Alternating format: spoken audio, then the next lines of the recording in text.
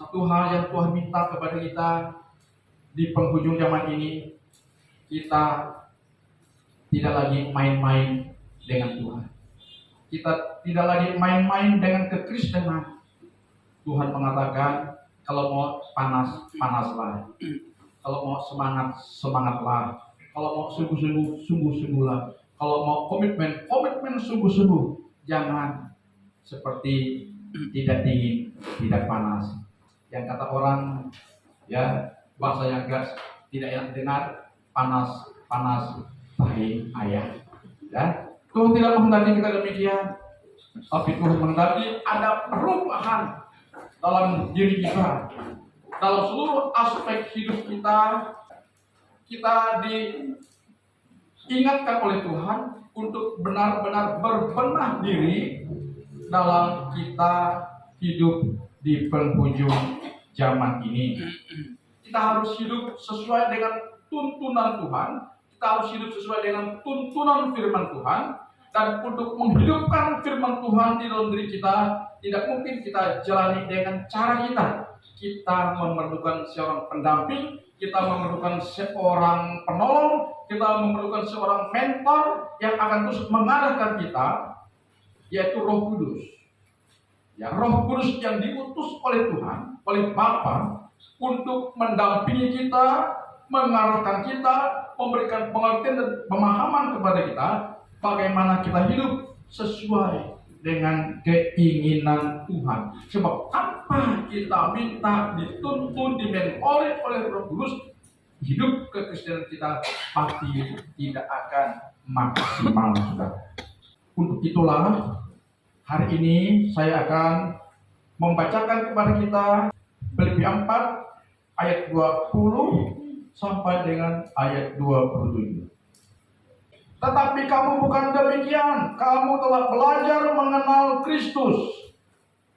Karena kamu telah mendengar tentang Dia dan menerima pengajaran di dalam Dia menurut kebenaran yang nyata dalam Yesus, yaitu bahwa kamu berhubung dengan kehidupan kamu yang dahulu harus menanggalkan manusia lama yang menemui kebinasaannya oleh nafsunya yang menyesatkan, supaya kamu dibaharui di dalam roh dan pikiranmu dan mengenakan manusia baru yang telah diciptakan menurut kehendak Allah di dalam kebenaran dan kekudusan yang sesungguhnya. Karena itu buanglah dusta dan berkatalah benar seorang kepada yang lain, karena kita adalah sesama anggota. Apabila kamu menjadi marah, janganlah kamu berbuat dosa.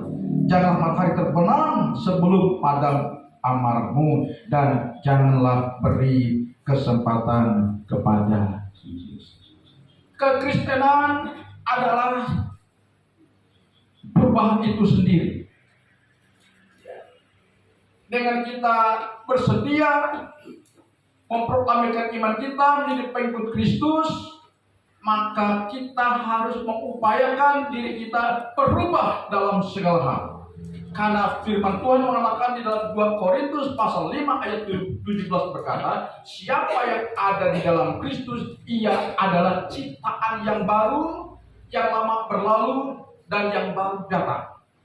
Nah, kita dulu pernah menyandang manusia lama. Semua kita pernah menyandang manusia lama sebelum kita mengambil keputusan terima Yesus sebagai Tuhan dan Juru Selamat. Kita ada dalam status manusia lama yang tetap dibungkumi, dicengkrami oleh dosa, ya. Tapi setelah kita menyatakan komitmen kita untuk ikut Yesus, firman Tuhan mengatakan siapa yang ada di dalam Yesus Kristus, ia adalah ciptaan yang baru, yang lama sudah berlalu, sesungguhnya yang baru sudah datang. Pertanyaannya adalah kenapa ada banyak orang-orang yang katanya sudah ada di dalam Kristus tapi tidak mengalami perubahan yang signifikan dalam hidup kekristenan mereka? Ada apa? Apakah Roh Kudus yang salah? Apakah Yesus yang salah? Apakah gereja yang salah? Apakah kepala yang salah? Atau Paul yang salah? Jawabannya bukan. Yang salah mungkin tidak.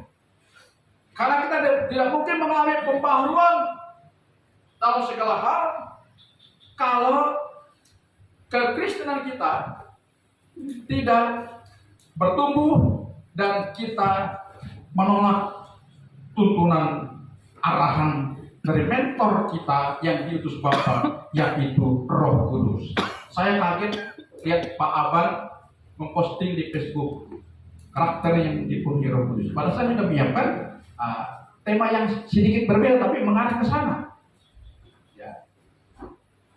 Jadi saudara-saudara, untuk kita mengalami perubahan dalam hidup kekristenan kita, maka karakter adalah sifat kita, sifat dan sikap kita. Sifat itu apa perbedaan sifat dengan sikap? Kadang-kadang bingung ya. Perbedaan antara sifat dan sikap. Kalau sifat itu kadang-kadang sulit, tidak terlalu kentara, tapi kalau sikap itu bisa saja kelihatan dari luar, sikapnya kasar ke orang, sikapnya arogan. Kalau sifatnya biasa waktu dia bisa dia bermain dengan sifatnya, nanti kadang-kadang dia kayak orang pendingin gitu ya, tiba-tiba emosi. Tapi kalau sikap itu spontan itu. Gitu ya. Oke, saya tidak akan bicara tentang itu. Tetapi Tuhan mengatakan dalam firman tadi, dalam ayat yang kita baca tadi, bahwa kamu berhubung dengan kehidupan kamu yang dahulu, kehidupan kita yang dulu, harus menanggalkan manusia lama. Karena kalau kekristenan kita masih berada pada satu yang dulu, manusia lama, tidak ada perubahan, sudah barang tentu Alkitab mengatakan akan menemui kebinasaannya. Hati-hati kalau kekristenan kita tidak berubah dari dulu, sekarang dan sampai selama-lamanya, dari mulanya biasa saja, kata Mary Blina, akhirnya ya biasa juga, sampai dari awal biasa sampai akhir biasa, tidak ada perubahan. Nah, Alkitab mengatakan kekristenan yang demikian, yang tidak mengalami perubahan, yang tidak mengalami pembaharuan. Ini ya saudara, apa sana sedang menemui kebinasaannya, kan ada apa? Ada nafsu yang sedang mencengkeram kita, yang menyesatkan kita. Jadi kalau kekristenan kita bantut, mandek, tidak berubah, ada kuasa yang sedang mengikat kita. Karena itu kita perlu seorang yang lebih berkuasa dari kita. Katakan amin. Nah, siapa yang lebih berkuasa? Yaitu Tuhan kita. Sekalipun Tuhan sudah ada di sorga, tapi dia mengutus mentor kepada kita yang tidak kelihatan. Siapa? Ya Roh Kudus. Karena itu hari ini Tuhan mengingatkan kita, mari jangan berkutat dengan manusia lama kita. Yang setuju katakan amin. Ya. Kita harus dibaharui untuk kita bisa mengalami karakter, sifat dan sikap kita yang bisa berubah dari hari ke hari sesuai dengan kehendak Tuhan. Maka dalam ayat yang ke-23 tadi mengatakan kamu harus dibaharui di dalam roh dan pikiranmu. Ya, jadi hidup ini tergantung dari apa? Tergantung dari apa? Dari pikiran. Bagaimana pikiranmu, begitulah hidupmu. Bagaimana hidupmu, begitulah pikiranmu. Nah, bagaimana supaya pikiran kita sesuai dengan kehendak Tuhan? Ya, kita tadi menyerahkan hidup kita kepada Tuhan, menyerahkan kehendak kita kepada Tuhan, menyerahkan hati kita kepada Tuhan. Saya tiap pagi, saudara, doa saya selalu seringkali saya singkat, padat dan berisi. Saya katakan saya mengucap syukur kepada Tuhan.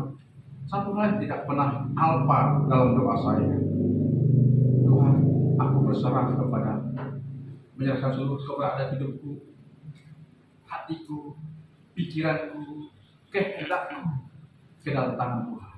Supaya jangan kehendakku yang jadi, biarlah kehendakmu yang jadi. Kalau engkau yang menguasai kehendakku, maka hidupku akan sejalan dengan tujuan rancangan, dengan rancangan. Tapi kalau kehendakku yang terjadi, maka aku akan berbelok arah dari rancangan dan jalan Tuhan. Bayangkan saudara kalau kita menyerahkan kehendak kita, hati kita, maka otomatis kalau Tuhan sudah menuntun kita, Dia sedang ada dalam kuasa mengendalikan hidup kita. Jadi untuk kita bisa mengalami pembaharuan roh dan pikiran kita, maka hati kita sebagai pusat kehidupan yang harus kita serahkan dulu kepada Tuhan. Kalau hati kita sudah kita serahkan kepada Tuhan, maka pikiran itu akan menyusul, roh akan menyusul. Karena hati mempengaruhi pikiran, pikiran mempengaruhi penglihatan kita, mempengaruhi pendengaran kita, mempengaruhi perkataan kita, mempengaruhi perilaku hidup kita, karakter kita, sifat kita, sikap kita, kinerja kita, ya.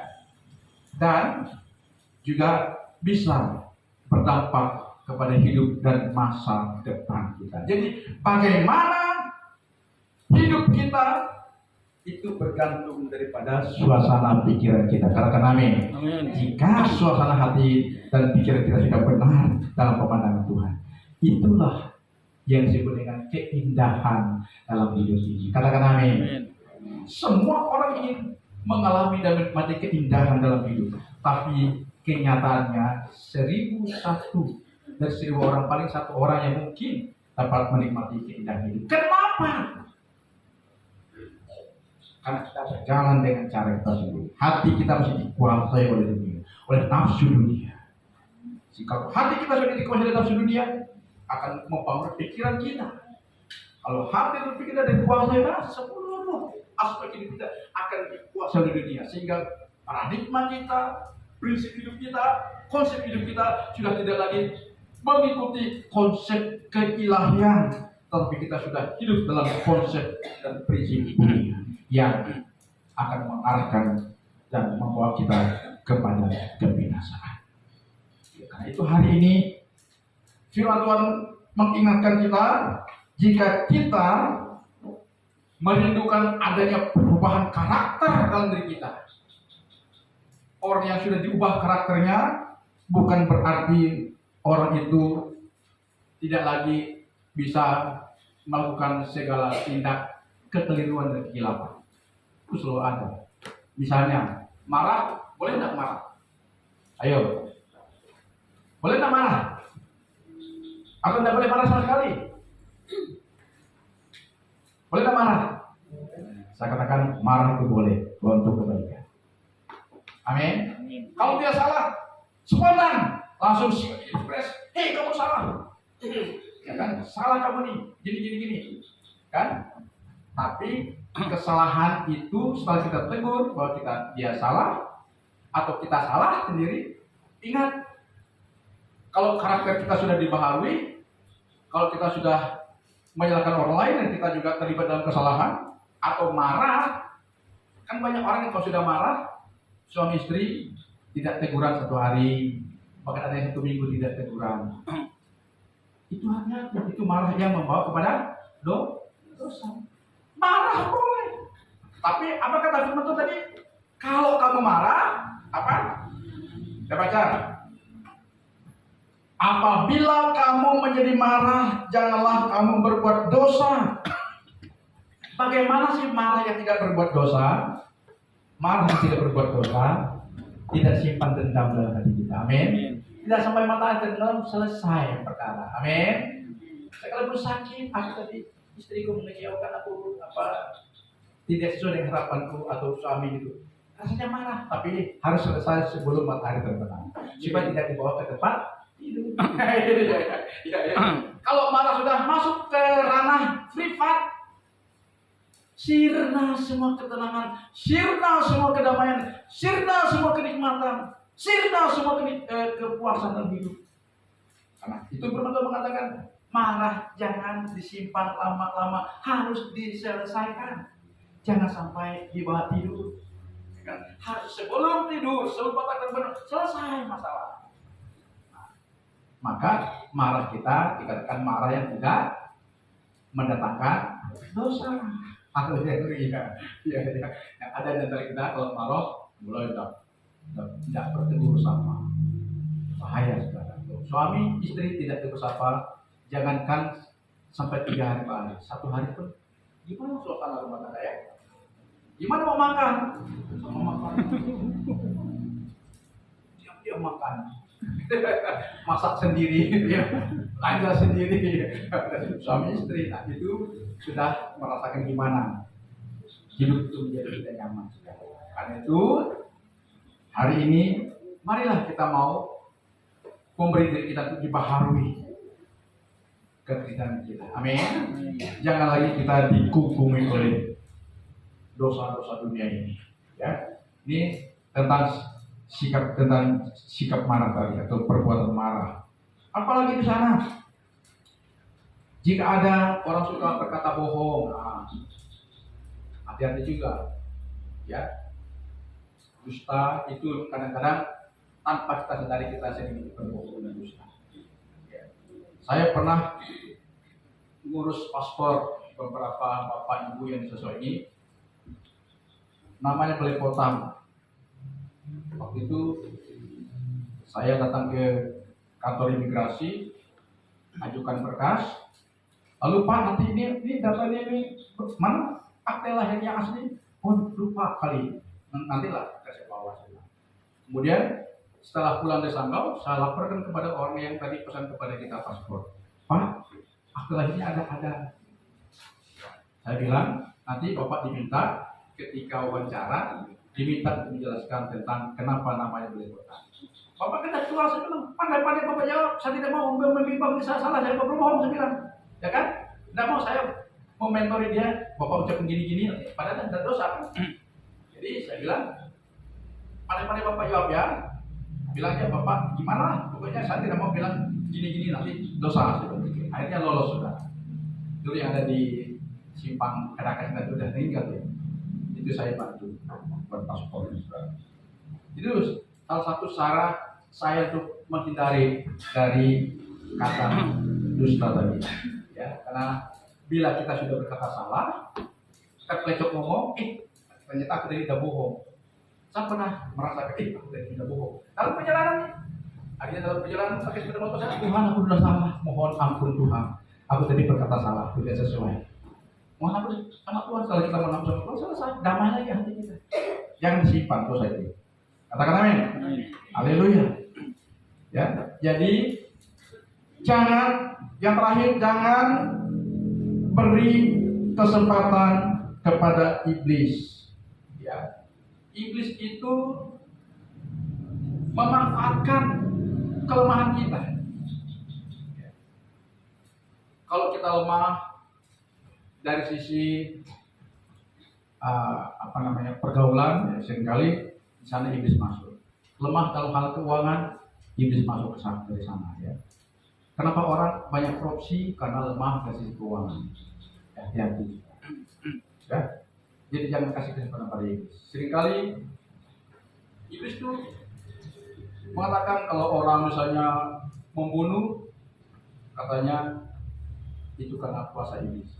Pada iblis sudah memanfaatkan kesempatan karena dia sudah merencanakan pembunuhan, maka iblis masuk ke sana udah tinggal di kipas-kipas saja, maka terjadilah pembunuhan seperti Sambo, saudara-saudara. Apa yang kurang pada Sambo? Kalau dia sedikit bersabar, ya kan? Kalau Sambo sadar bahwa siapa yang ada dalam Kristus, ia adalah ciptaan baru, yang lama berlalu, sesungguhnya yang baru sudah datang. Sekalipun harga dirinya ternodai, tapi sebagai anak Tuhan udahlah, Tuhanlah yang berperang. Aku tidak berbuat silap yang paling parah. Apa yang terjadi? Karirnya hancur, rumah tangganya hancur. Kenapa? Karena dia menuruti hawa nafsunya yang sudah dikipas-kipas oleh iblis. Jadi hari ini kepada kita semua, mari sadari akan status kita sebagai orang Kristen sudah dipahami dari hari ke hari dengan pertolongan mentor yang Tuhan utus, yaitu Roh Kudus. Tanpa pendampingan penyertaan dari Roh Kudus, kita akan gagal dalam mengiringi Tuhan. Karena Galatia pasal 5 ayat 16 berkata, hiduplah oleh Roh, maka kamu tidak akan menuruti keinginan tabiat dunia yang penuh dengan dosa ini. Jadi kalau hidup kita sudah dipimpin oleh Roh Kudus, Roh Kudus mengarahkan kita, maka Dia mengingatkan kita akan firman Tuhan. Dia akan mengingatkan kita, ini jangan lakukan, ini jangan lakukan, karena itu dosa.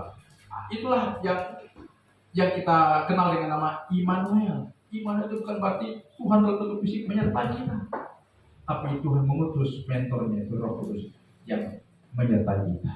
Jadi kalau Roh Kudus menyertai kita, menguasai kita, saya percaya kita akan bisa terhindar dari perbuatan dosa yang bisa menista kehidupan kita. Dan saya percaya jika kita hidup di dalam tuntunan Roh Kudus, maka hidup ini akan mengindahkan. Katakan amin. Hidup ini menyenangkan, hidup ini menyukakan. Ya. Jadi hari ini mari serahkan hati kita. Bila Tuhan menguasai hati kita, kehendak kita, sehingga hati dan kehendak kita mempengaruhi pikiran kita, dan pikiran kita mempengaruhi seluruh perilaku hidup kita sampai kepada seluruh aspek hidup kita.